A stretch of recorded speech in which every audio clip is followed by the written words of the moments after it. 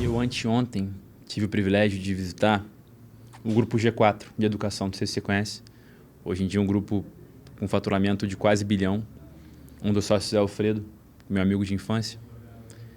Eu perguntei para ele, compartilhei um sentimento. Eu falei, Alfredo, cara, você aqui é um cara com tantas bênçãos, também tem uma filha pequena que nem eu, tá com falar de 100 milhões na conta, enfim, trabalha com o que gosta, ajuda pessoas. Eu compartilhei com ele uma angústia, que foi a seguinte, falei, Alfredo, cara, nos últimos meses, você acompanhou isso, né, Francisco? Orlando, palestra, a gente agora podendo permitir que pessoas como você também façam o que a gente faz, uma filha maravilhosa, faturamento.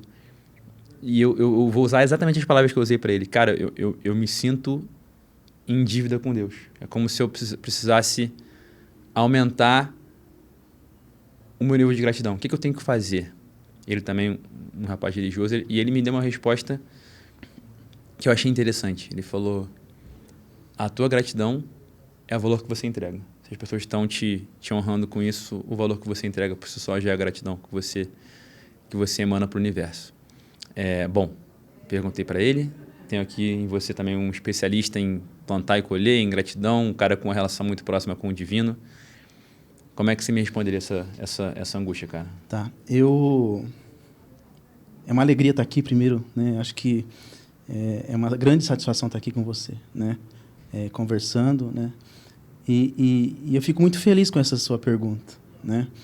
Porque a minha percepção não é muito diferente disso, né?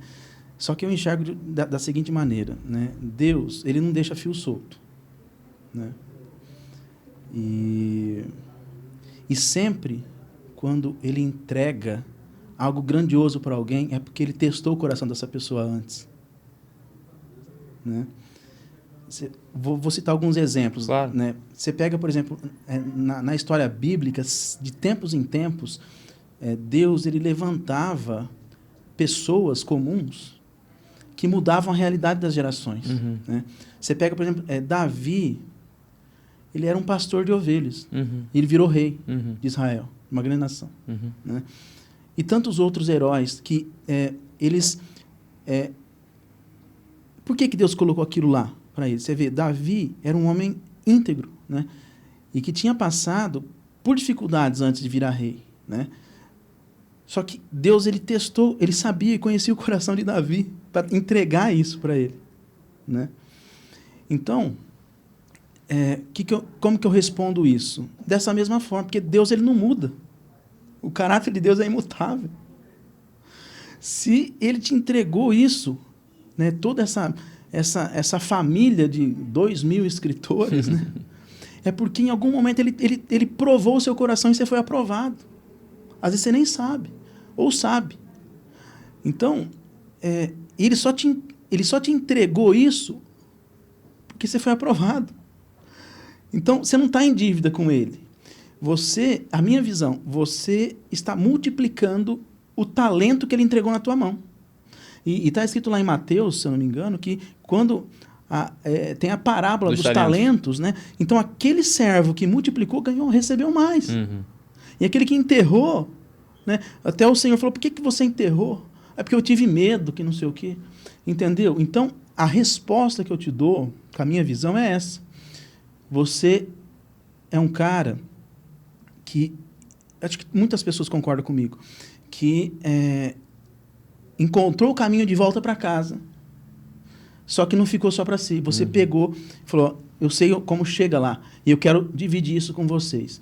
Então, quando o coração humano ele não fica retido no egoísmo e quer partilhar, acontece isso que está acontecendo, entendeu? Então, você... Eu vou usar até um link com o meu livro. Você está colhendo naquelas sementes que você lançou. E é interessante porque você vê como que as coisas aconteceram tão rápido na sua vida, né? Você sempre conta isso. Por quê? Porque Deus é o dono da lavoura. Né? Existem... Eu sei porque eu sou da área de agricultura, né? Mas existem espécies que você colhe em um mês. A alface, por exemplo, você colhe a alface em um mês. Só que existem plantas que levam 5, 6 anos para frutificar, para passar a fase juvenil, né, e começar a produzir.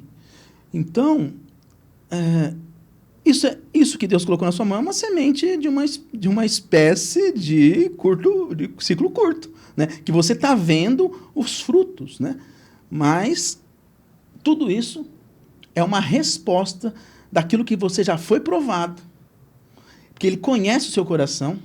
Ele sabe que quando você viajou, né, para o exterior sem recurso, na expectativa de ter uma vida melhor, Ele conhecia o seu coração naquela época, que se você conseguisse crescer financeiramente, você iria ajudar outras pessoas. Ele sabia disso.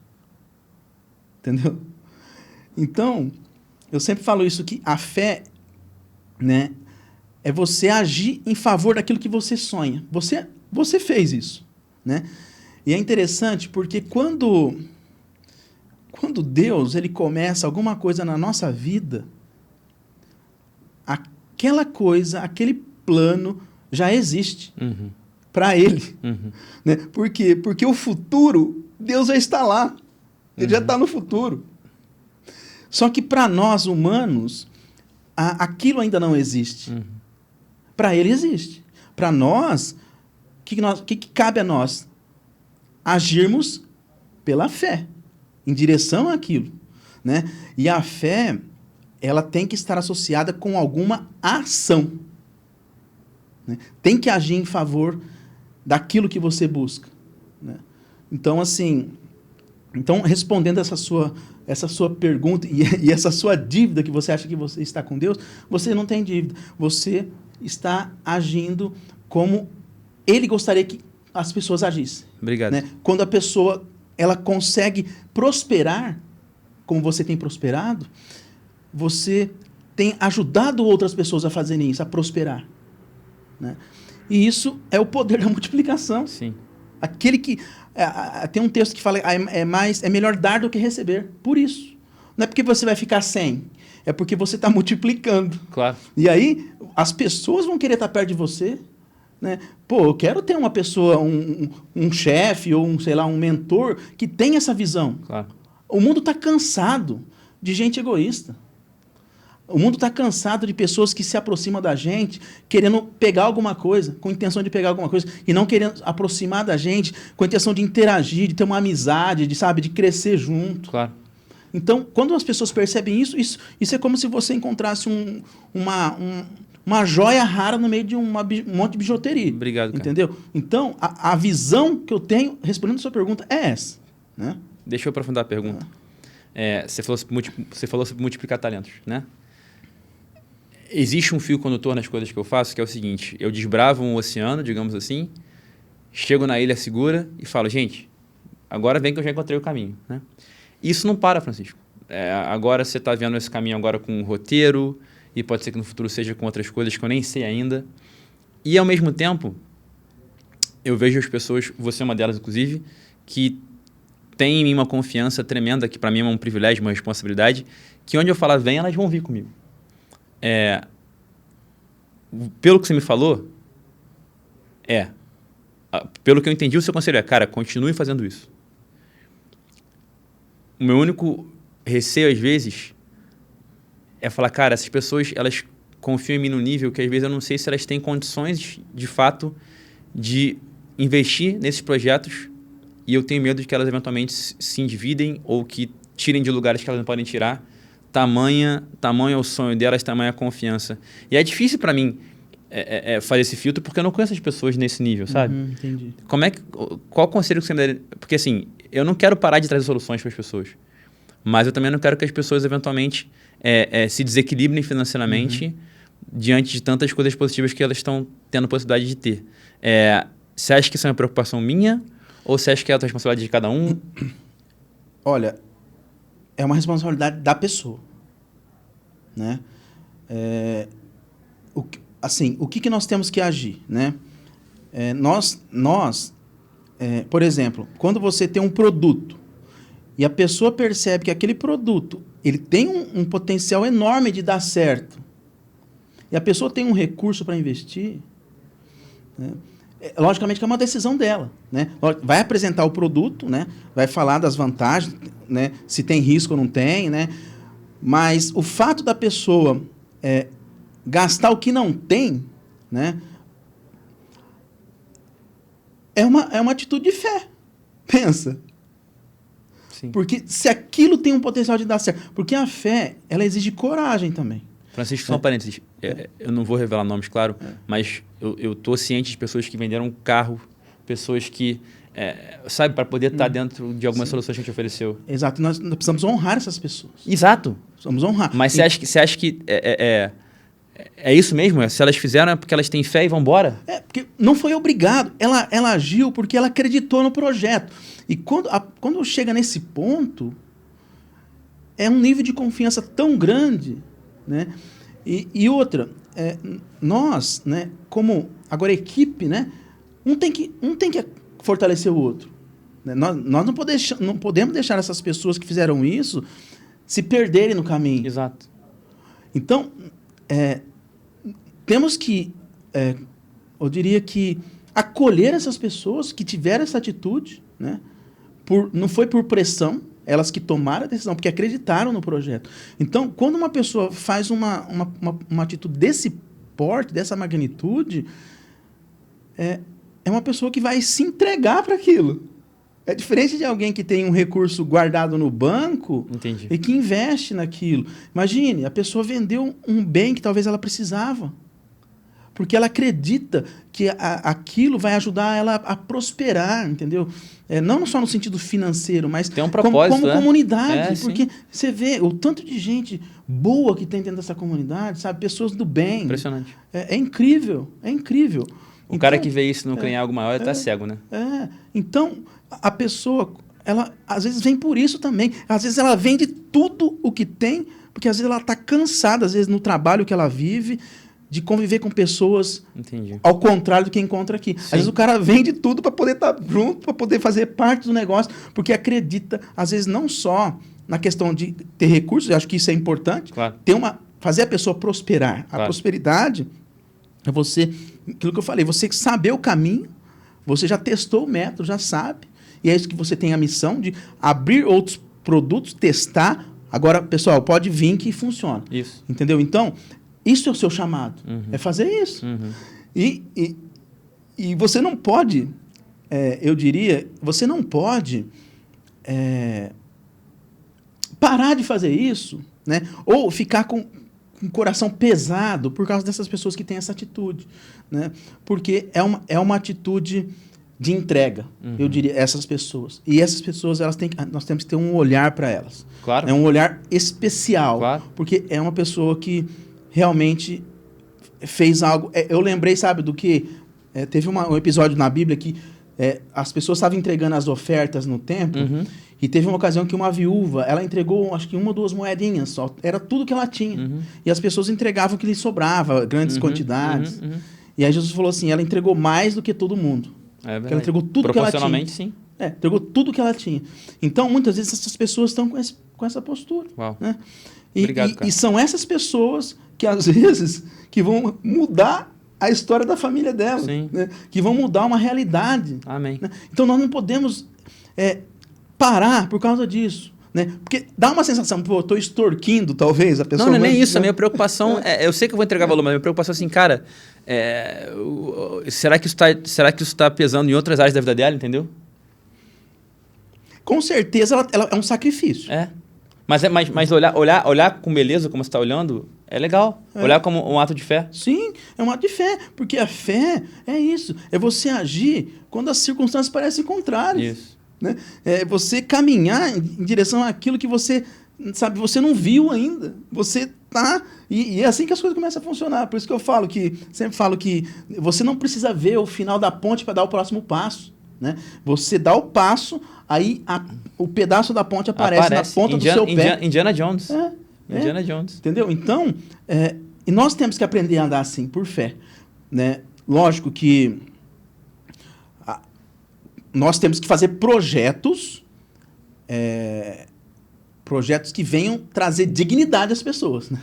Porque tem um monte de projeto aí que distorce que distorce Claro.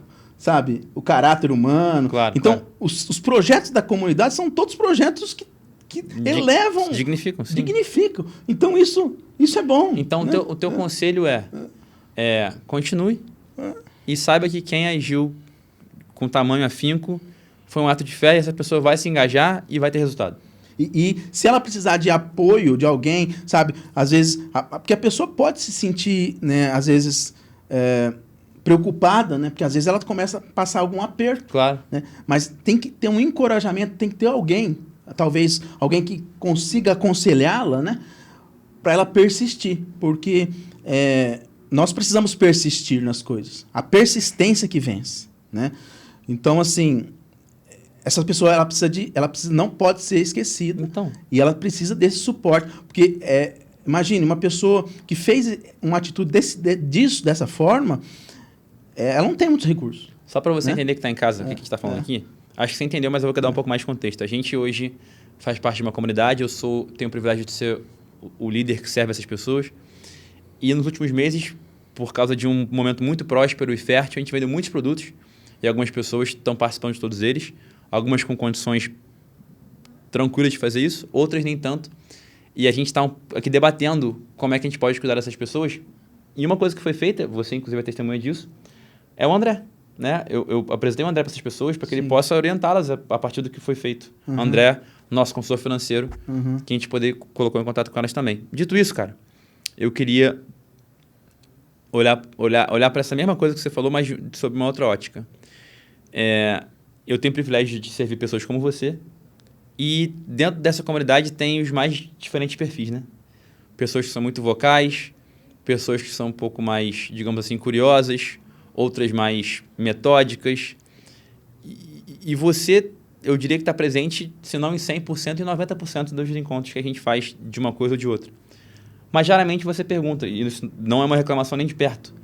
Eu queria entender o que está acontecendo com você. Eu te vejo ali atento na câmera, mas raramente pedindo a palavra. Como é que é o teu processo? Por que você...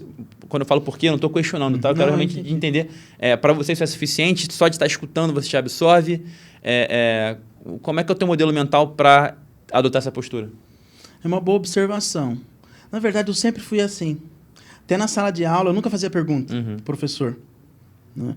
Então, eu sou aquela pessoa que raramente pede a palavra. Né?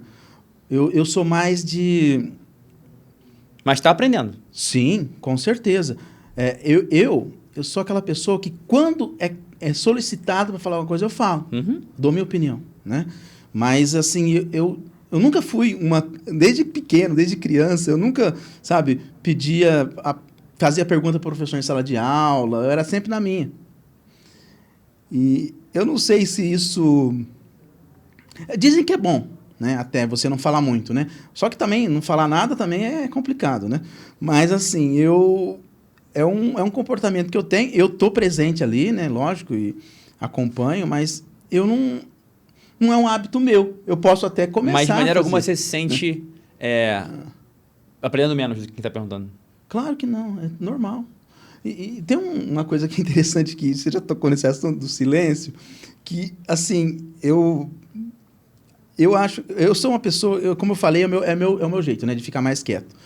Mas eu entendo também que o silêncio é uma resposta em algumas situações, né? Me explica, por favor. Então, tem situações... Porque, inclusive, eu até coloco no livro que tudo que a gente faz na vida é uma semente, né? Quando nós falamos uma palavra, é uma semente. Quando nós silenciamos, é uma semente, né? Quando nós fizemos um ato de bondade, é uma semente. Quando deixamos de fazer, quando podemos fazer, nós, também é uma semente. Ou quando fizemos o que é certo, é uma semente. Quando fazemos o que não é certo, é uma semente. E é interessante porque o silêncio é uma estratégia, eu estou falando isso porque eu vivi isso, né? No último ano, e eu percebi que não é na comunidade, né? Fora. E que, muitas vezes, o silêncio foi o que me salvou. Porque o silêncio é uma arma também. Você, às vezes, fica quieto diante de algumas situações. Porque quando você A arte da guerra, uma guerra vencida é uma guerra não travada. Então, se você... Vamos supor que... eu dar um exemplo aqui. Que você eu entro numa discussão com você, né? Aí você vem e levanta a voz comigo, e aí eu levanto a voz com você para responder. E aí a tendência é elevar o tom, né? Só que quando uma pessoa ouve e não revida, por exemplo, ela vai embora com aquilo em silêncio, isso é mais nocivo do que se a pessoa tivesse respondido. Porque a pessoa vai embora, pensa, pô, o cara não eu gritei, ele foi embora, não revidou. E a pessoa vai pensando naquilo. Então, tem até um texto na Bíblia que fala que é como se você pegasse e amontoasse brasas na cabeça da pessoa. Porque a pessoa vai com a cabeça pegando fogo, né? Porque ela não sabe por que aconteceu aquilo. Então, o silêncio é uma arma espiritual até. Né? Tanto é que o próprio Jesus, quando estava sendo crucificado, lá acho que foi Pilatos, né? Alguém questionou ele, né? E a Bíblia diz que Jesus ficou calado. E aí as pessoas ficavam intrigadas, né? Ele não respondia. Por quê? Porque o silêncio é uma arma. Intriga. É uma arma. É uma arma espiritual. Então, assim, eu cresci... Eu fui uma criança foi uma criança muito introspectiva, né? Então, talvez essa questão de não fazer perguntas seja por causa da formação mesmo, do meu, como que eu posso dizer, não é caráter, como que forma lá na criança, desde pequeno? É a personalidade. Não, mas a impressão que eu tenho é que mesmo sem perguntar, você está aprendendo pra caramba. Não, sim, sempre aprendendo, né? Mas, assim, eu não tenho esse hábito de pedir a palavra.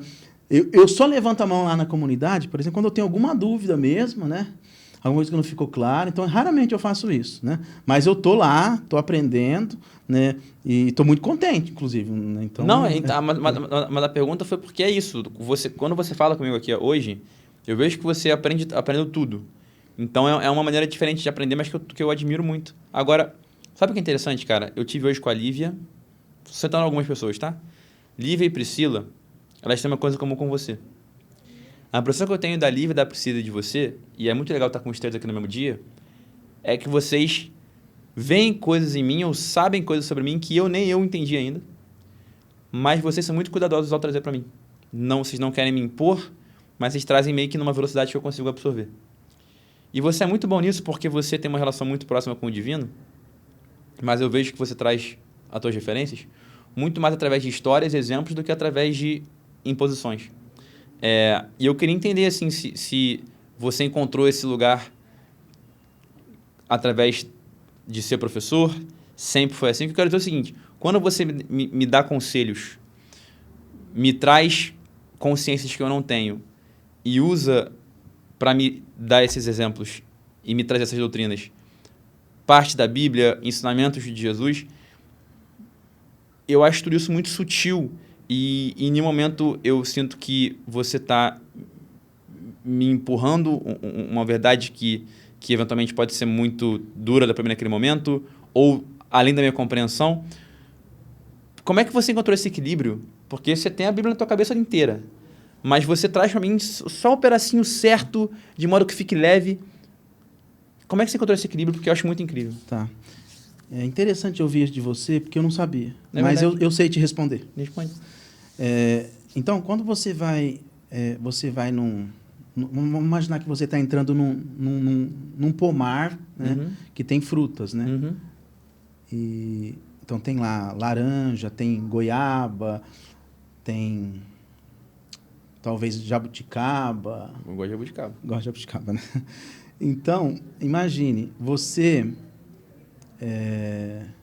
quando você vai pegar uma jabuticaba, já que você gosta, né, você não vai no pé de goiaba, porque você sabe que a goiaba não produz jabuticaba. Ela vai produzir goiaba. A goiabeira, no caso. A goiabeira, goiabeira, Então, como que eu te respondo isso? Eu se eu estou entregando isso de uma forma sutil, como você disse, né? E que parece que encaixa, sem pressão, é porque é o que eu consigo entregar. É como se fosse uma coisa natural. Uhum. Eu não... Sabe? Assim, eu abertamente... Eu sou cristão, né? Acho que muitos são cristãos na comunidade. Uhum. Né? E eu comecei a... Porque quando você lê a Bíblia, né? A Bíblia, ela é um livro que a gente precisa praticar também. Uhum. É difícil, Uhum. mas a gente precisa tentar viver aquela realidade, né? Então, quando você... E não é... Assim, a gente consegue só pedir ajuda para que Deus nos ajude, né? Ele quer que a gente viva aquilo, né? Então, quando a gente vai de encontro a essa realidade, né? Para a gente querer viver o que ele quer para nós. Porque, imagine, a Bíblia é um manual do fabricante. Quando você compra uma televisão, você não sabe como funciona, você vai no manual. A Bíblia é o manual do ser humano, é para como que a gente funciona bem. Então, quando a gente busca ali, né, tentar seguir, viver aquilo começa a fazer parte da nossa vida. Né? Então, a gente acaba vivendo, produzindo aquele fruto natural, você entende? O fruto, aquela jabuticaba natural daquele pé de jabuticaba. E a gente só consegue entregar para as pessoas o que a gente tem. Então, eu vou dar um exemplo. Você falou que eu gosto de dar exemplo. Você é bom de história pra caramba. Então, imagine um pai, né? Um pai que viveu lá na antiguidade, em que ele não teve aquela oportunidade de dar uma boa educação para o filho, ou que viveu numa paternidade sob pressão, pai rígido, pai que, amava, mas era rígido. Então, esse pai, ele vai ter dificuldade de passar isso para o filho. E aí, muitas jovens, né, que vivem que crescem com isso, eles não podem criticar o pai dele por causa disso. O pai dele amou ele. Só que ele só conseguiu entregar o que ele recebeu das gerações. Você entende? Então, não significa que os pais não cuidaram, mas é que ele passou um ensinamento rígido também, porque é o que ele aprendeu. Então, nós só conseguimos entregar aquilo que nós possuímos. Mas é muito especial para mim isso, porque eu realmente vejo que vocês, falei de você, da Pri, da Lívia, têm conhecimentos que talvez eu não consiga acessar ainda, mas vocês trazem para mim de maneira muito sutil, assim, e com muita empatia, e fazem isso com todo mundo, e eu sou um dos privilegiados dessa comunicação. Vamos lá. A gente fala de muita coisa aqui, e a grande maioria está no seu livro. Então, eu queria que você, de maneira bem assertiva, contasse para a galera, se quiser olhar para a câmera, fica à vontade. Sim. A mensagem central do livro O Poder da Semente. Bom, esse livro, ele é eu digo que ele não é apenas um livro sobre sementes, né? Ele é um livro... também não é só uma autobiografia, porque eu conto a minha história, mas é um livro, e também não é um livro de fé, né? Ele é um livro que ele conecta... Embora tenha isso tudo, né? Tem tudo, né? Mas eu lembro até numa das aulas da mentoria em que você falou que eu precisava pôr uma introdução que explicasse melhor isso. Essa conexão, Essa conexão. E ficou lindo. Exatamente. Então, porque tava meio que espalhado, né? Mas aí coloquei essa introdução, ficou certinho, redondinho, né? E exatamente isso. O poder da semente, né? Até as pessoas... na verdade, eu sou profissional da agricultura, né? Eu sou agrônomo, então... Para mim, não tive dificuldade nenhuma de escrever esse livro assim, dentro do ponto de vista técnico, né? E também, dentro do ponto de vista, digamos assim, espiritual, né? Figurado, também não, porque a semente ela nos acompanha desde criança. Um dos primeiros experimentos que a gente faz na escola é fazer o feijão germinar no algodão, né? Eu lembro direitinho. Então, assim, é um ensinamento que ela nos dá que até uma criança entende. Eu até estava conversando com a Dani lá da Maravilhosa. Da palestra. Sim. E eu estava lendo o livro dela e ela coloca no livro assim, que se você escrever um negócio e sua avó não entender... Está errado. É verdade. Entendeu? Então tem que ser um negócio que... Não, isso tanto é verdade que quando a gente foi lá para Orlando para palestrar e apresentar o livro, todo mundo ficou usando a semente depois, né? Todo mundo ficou falando de semente. Porque é fácil. E fica. E é fácil. E é muito fácil entender. E eu até coloco no livro que por exemplo, a semente, ela não é grão. Né? A semente, o grão, só para explicar, né? Não vou entrar em detalhe técnico, mas o grão serve para consumo. Assim, você olha vamos dar um exemplo, pegar uma semente de milho e um grão de milho. Você olha assim, é idêntico. Né? Só que o grão, o processo de produção da semente é muito mais tecnificado que do grão. Sim. E o grão, ele não precisa estar vivo. Porque o grão é destinado a consumo. Sim. Para fazer ração ou consumo mesmo em Comida, natura. E a semente, ela precisa estar viva, porque ela precisa gerar uma nova planta que vai produzir grãos para alimentar. Então, existe uma diferença brutal entre essas duas coisas. Né? E eu até falo que inclusive, nós somos... Eu falo que, até certo ponto do livro, que nós somos a semente, às vezes. Só para você ter uma ideia... Quando eu era criança, eu pedia para Deus, porque nós tivemos uma dificuldade muito grande no sítio, financeira, né? Eu pedia para Deus ajudar a minha família. Né? E eu descobri que eu pedia para que Deus fizesse alguma coisa, ajudasse a família, né? Sei lá, fizesse alguma coisa.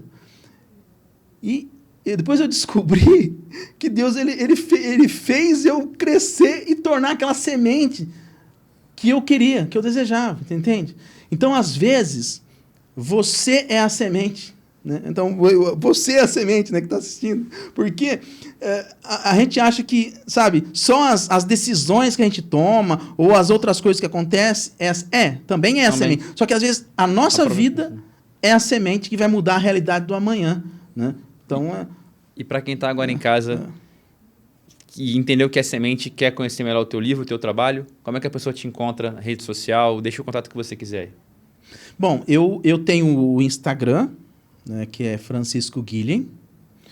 A gente vai colocar aqui. Isso, tem o meu site também, que é www.franciscoguilhem.com.br. Tem o Facebook também, que é Francisco Guilhem. Tenho o LinkedIn, que é Francisco Guilhem. Tudo o mesmo nome, né? Para facilitar. Meu irmão, obrigado demais pelas tuas palavras. Eu sempre falo isso. Para mim, entrevistar vocês é muito fácil, porque eu venho aqui como um aluno que quer aprender com mestres. Hoje foi assim, sempre será. Obrigado a você. Obrigado a quem está em casa. Que Deus nos abençoe. E vamos fechar aqui com uma salva de palmas aí, porque nós merecemos.